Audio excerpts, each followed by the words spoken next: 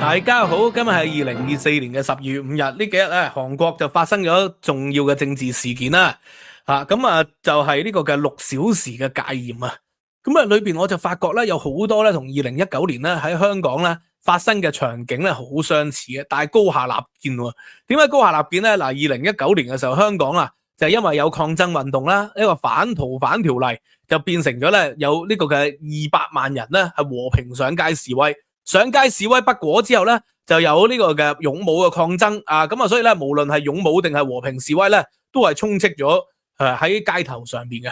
而韓國咧，因為戒嚴咧，又發生咗類似嘅事件喎。點樣咧？就係違法達義啊！因為總統喺凌晨時分前就宣布戒嚴，理論上啊就唔可以上街噶咯，唔可以上街從事政治活動噶。但係有無數嘅市民、學生、翻工嘅一啲人士，就係漏夜走上去國會度包圍國會，阻止啲軍人同警察咧係封鎖國會。呢個咧就係典型嘅公民抗命啦，違法達義。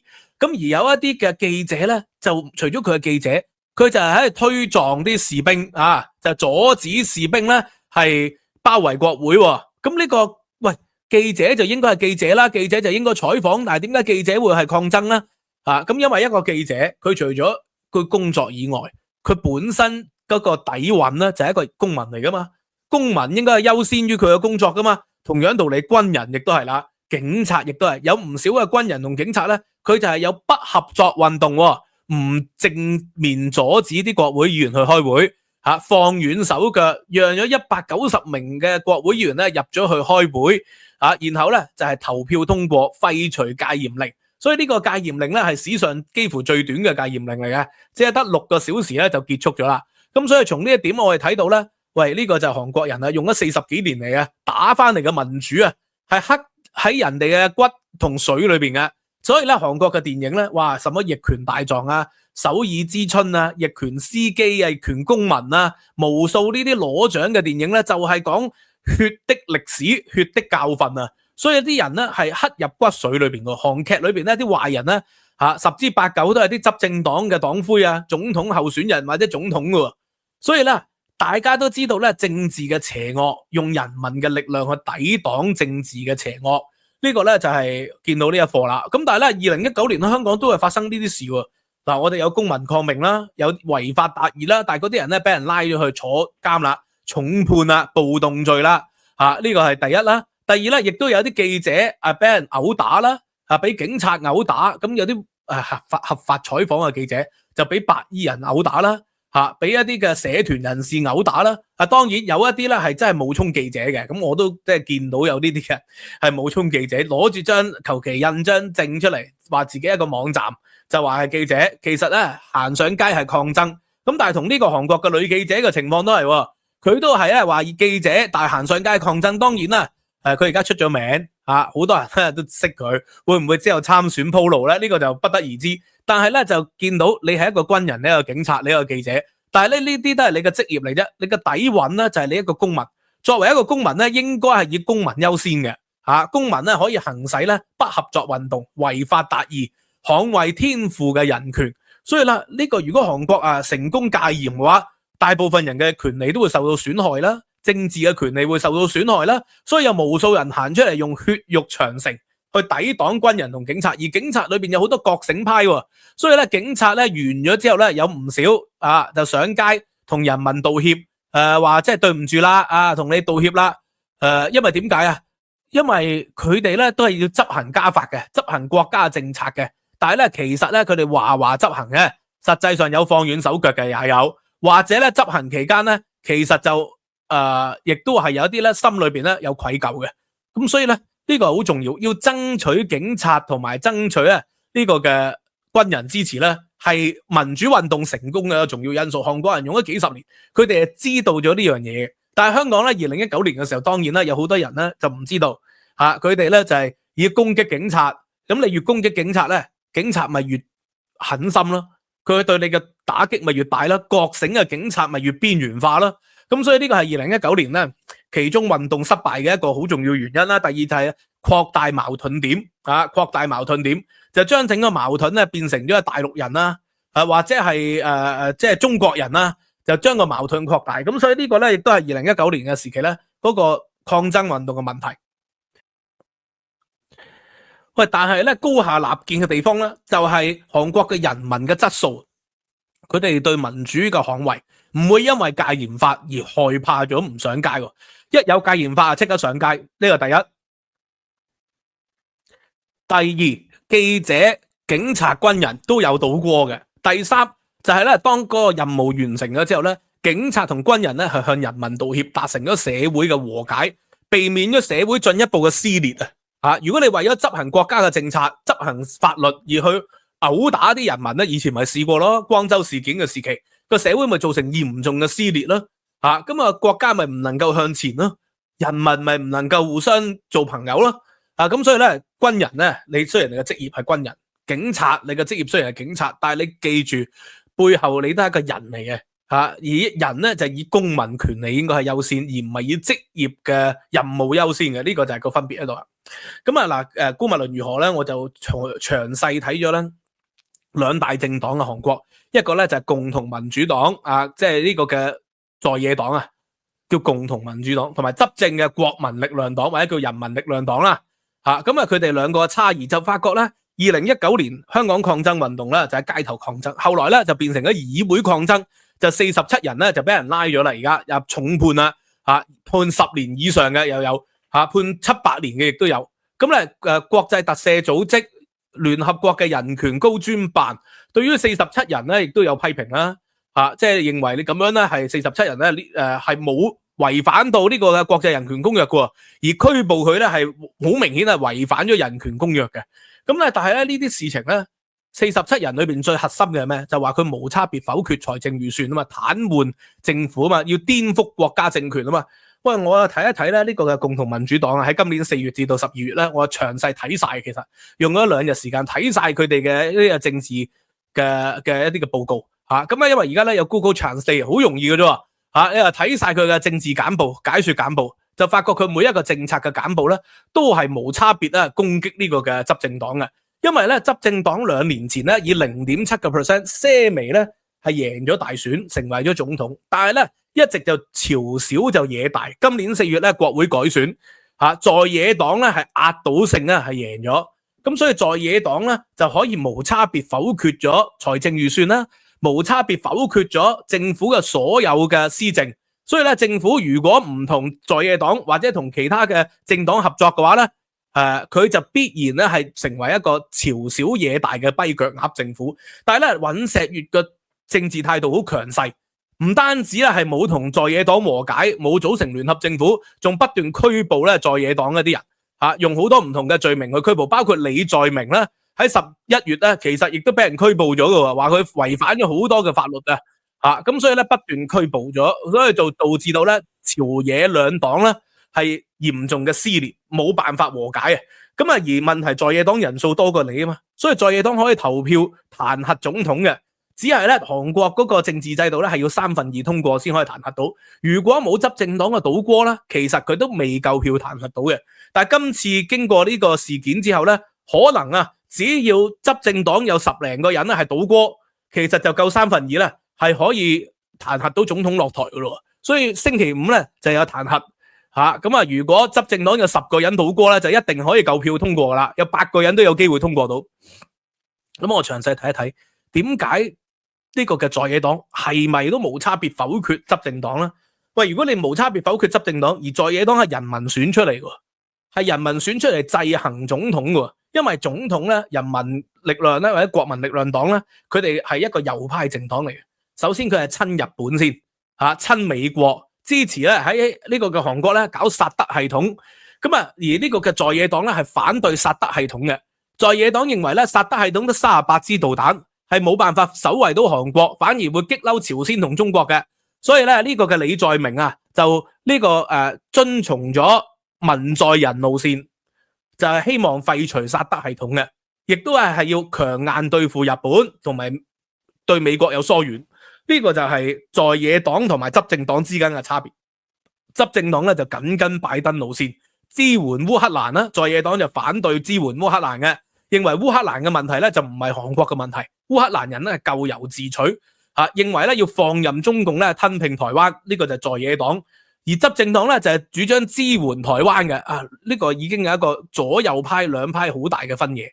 但係最重要咧就係佢無差別否決咧，其中一樣嘢咧就係關於呢個嘅財政預算我啊詳細睇一睇啦。原來今年咧韓國嘅財政赤字咧好嚴重。因為點解咧？尹錫悅提出大幅減稅嗱，你民望低，大幅減稅梗係可以挽回民望啦。但係問題大幅減稅咧就會造成赤字喎。我就講咗好多次，呢個叫不可能三角啊嘛。第一就係減稅，第二咧就係發債，第三就係增加福利。呢三樣嘢係不可能同時存在嘅。如果你減稅就唔可以增加福利，否則就一定要發債。咁所以咧，今年咧韓國有30萬億嘅赤字，30萬億汪嘅赤字，30萬億汪已經係連續2年有赤字。文在寅上台兩年都做咗一個赤字預算出嚟，呢個就係俾共同民主黨咧最大嘅抨擊，要否決佢嘅財政預算，亦都係咧尹錫悅提出政變要實施軍事戒嚴嘅主要原因，就係因為佢嘅財政預算通過唔到咁喺呢個嘅在野黨嘅反對底下咧，要修改大幅削減預算先有機會通過。而問題啦，點解在野黨要反對咧？就係因為佢認為赤字係不負責任嘅。但係30萬億汪赤字有幾不負責任呢？30萬億汪即係等於幾多錢？1,700億港元。香港嘅今年財赤都1000億港元啦。喂，香港一個城市啫，冇軍費嘅，都要1000億港元嘅赤字。而韓國係1700億港元嘅赤字，佢又包括咗軍費，包括咗 Covid 嘅時候嗰啲防疫嘅政策、防疫嗰啲資源咧，嗰啲要係即係使咗個錢，而家要補償翻醫療人員嘅補償。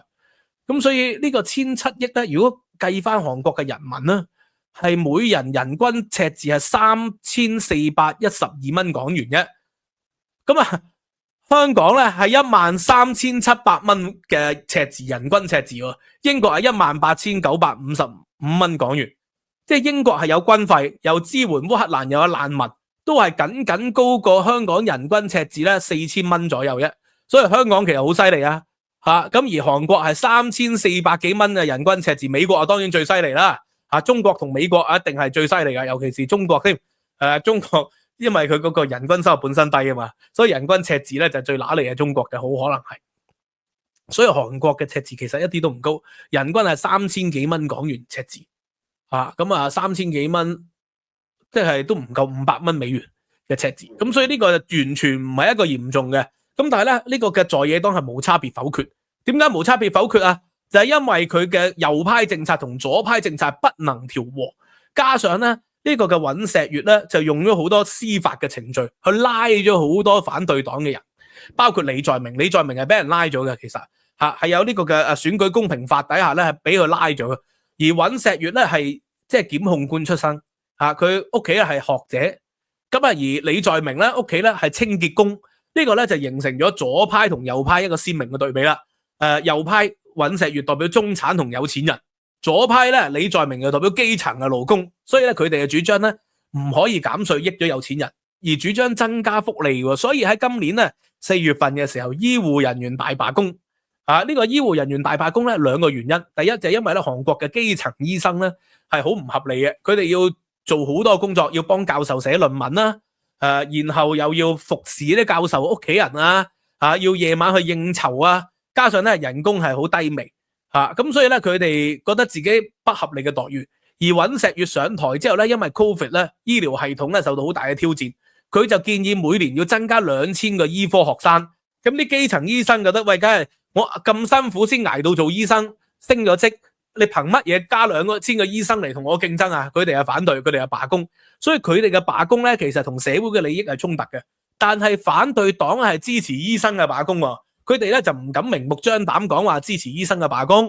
佢哋咧只係話我主張咧你哋要和平嘅溝通主張咧呢個尹錫悅政府咧要妥協，要聽醫生嘅講法，避免醫療嘅癱瘓。所以共同民主黨咧其實就係一個非常之左嘅左派淨係即係罷工工人利益而忽略咗社會嘅利益嘅。左派永遠即係都有呢個問題就係兼顧選民嘅利益，就忽略咗咧社會整體長遠嘅規劃。而喺日本問題上面啦，日本毒倒捉到啊，以及咧教科書同埋呢個嘅慰安婦，就在野黨就大力批評咧執政黨咧係軟弱，對日軟弱。咁但係事實上咧，我睇呢個嘅尹錫悅咧都類似都有批評嘅，毒倒捉到，但係只係口頭上嘅批評。咁啊，而呢個在野黨咧就話你只係口頭上批評啊，冇用啊，冇實際行動。咁唔知在野黨想要咩實際行動啊？係咪出兵打日本或者用貿易戰啊制裁日本咧？咁啊，但係尹錫悅咧都係口頭上嘅批評啊，限於紙面上嘅批評，結果又俾佢攻擊然後咧朝鮮咧咪發布啲有屎嘅呢個氣球炸彈嘅？點解咧？就係因為尹錫悅咧係堅定嘅反共分子嚟嘅，所以咧呢個金正恩咧就炸咗鐵路啊，炸咗自己連接兩國嘅鐵路然後放啲氣球過嚟咧，其實就係警告尹錫悅。今日就放屎啊，第二日就放核武噶啦嘛。結果咧呢個嘅在野黨又批評尹錫悅軟弱，話佢咧係冇辦法應付到對付呢個嘅朝鮮嘅屎氣球喎。喂，可以點樣對付朝鮮嘅屎氣球咧？係咪放翻啲尿過去咧？你放屎我放尿啊，放啲臭屁啊、甲烷啊，玩屎尿屁咧，係咪咧？即係對等報復原則，你放屎我最多放篤大篤啲嘅屎過去嘅咧。佢又唔可以用其他方法噶，你攞槍擊射啲氣球咪整到成街都係屎咯。咁所以咧，簡單嚟講就係自今年4月國會改選之後，整個反對黨咧係無差別地去否決同埋批評攻擊呢個執政黨。但係個結果係咩？冇違反國家安全法。點解啊？因為在野黨係有人民授權嚟監督執政黨啊嘛。執政黨係人民授權做總統啊，但係在野黨都係人民授權去監督佢嘅。呢個係人民選擇嘅結果嚟嘅。喺香港啊，2019年、2021年呢個嘅47人俾人拉，其實就係出現咗個問題啊嘛，就係人民普遍支持嘅反對派喺選舉制度下咧，佢永遠係少數，而冇人民支持，只係得1000幾百人選出嚟嘅小圈子選舉，就係成為咗權力嘅核心啊嘛，就係無從制衡啊嘛。而喺立法會裏邊咧。因為有分組點票，有功能組別，所以有人民支持嗰一批咧就永遠冇權力，而冇人民支持嗰啲咧就掌握大權，就冇互相監督同制衡，所以咪出現咗民間嘅抗爭咯。而民間嘅抗爭去到過火之後啦，咁啊出現咗社會動亂咯。點解韓國今次唔會出現社會動亂啊？點解英國、法國每次出現社會動亂都好快會收復、會平復啊？唔會有即係永久嘅傷痕啊，唔會好似台灣228事件咁樣呢個北京嘅6.4事件咁樣，香港2019年嘅社會運動咁樣有一個長久嘅傷痕啊，唔會受到國際嘅制裁啊，就係因為咧個社會會和解啊，個社會會和解，用咩方法和解啊？投票咯，選舉咯，呢個係其中一個方法。軍警向人民嘅道歉咯，軍警嘅倒戈咯，咁就可以咧和解，咁唔會有永久嘅撕裂，而你冇一個有效嘅一個緩衝咧，嗰個撕裂咧就好似台灣228事件，去到白色恐怖，去到今天都未完全和解到啊！韓國今天係相對和解咗噶啦，其實已經係光州事件嗰啲已經過去咗噶啦，咁但係6.4事件文革到而家都未和解喎，咁新疆西藏到而家都未和解喎，咁所以咧就出現咗呢一個永久嘅傷痕，你用咧強而有力嘅方法壓制咗個問題。佢啲人係禁藥行禪，唔敢出聲嘅，由亂及治，由治及興，啲人係唔敢講嘢嘅。但係嗰個社會未和解咧，塞德克巴萊咪就咁樣爆發出嚟咯。日本人啊強而有力壓制咗台灣嘅聲音，最後咪出現咗塞德克巴萊咯。始終嗰啲嘢係會出現嘅，個裂痕咧係喺度嘅，結咗疤但係未好翻。你大動作佢就會撕裂，就會流血噶咯。所以點解出現咗民主制度咧？民主制度咧佢唔係一個好嘅制度，佢選出嚟嘅人咧好多都係弱智嘅。好多都係庸才狂人，效率極低。但係咧民主制度咧就可以令到個社會唔會嚴重撕裂，除非好似希特拉咁啦，民主上台之後咧就扭曲咗民主制度，廢除咗民主制度，改變咗民主制度。普京亦都係咁樣啦，咁就會出現到長久嘅撕裂。咁anyway 咧今日嘅分析去到呢度啦，就比較咗韓國同埋47人喎，47人咧無差別否決，結果咧就係要坐10年8年監啦。而韓國人民咧無差別否決咧，成為咗民族嘅英雄、人民嘅英雄、監督政府嘅力量。李在明如果上台咧，坦白講，我自己都覺得對亞太局勢未必好事。佢主張親中援朝，就係對抗朝鮮咧，就係用一個溫和嘅路線、和解嘅路線嚇，坐視台灣被吞併，對抗日本、疏遠美國。我認為咁樣咧，對世界局勢咧都未必係好事。但係起碼人民有權去選擇。如果到時佢哋上台，人民咪可以再選擇另外一啲人去制衡佢哋咯。所以咧，呢個就係民主制度咧，效率低，卻係能夠互相監督，避免咧社會出現咧嚴重災難嘅一個保證嚟嘅，一個保障嚟嘅。咁anyway 今日講到呢度啦。喂，咁啊希望咧鼓勵大家 join Patreon 啦。我 Patreon 咧就已經上載咗文化大革命呢一課啦。咁啊用年費訂閱咧就有 discount， 15蚊美元一個月咧就可以無限重溫。成日睇我嘅影片嘅朋友咧，如果覺得真係值得支持嘅就支持。我都話每一次 Trump 上台我都會跌嘅。我今期又跌咗1成嘅 subscriber， 但係咧亦都多咗咧以百計嘅人咧係由5蚊美元咧 upgrade 到15蚊美元支持我。咁所以咧，我希望咧大家可以踴躍支持啦，人數咧多少都唔係最重要，大家可以 upgrade 個 plan 咧就可以無限重溫聽翻我以前嘅內容啦。希望大家可以鼓勵一下，知識有價，再 YouTube 會員都 OK 嘅。拜拜。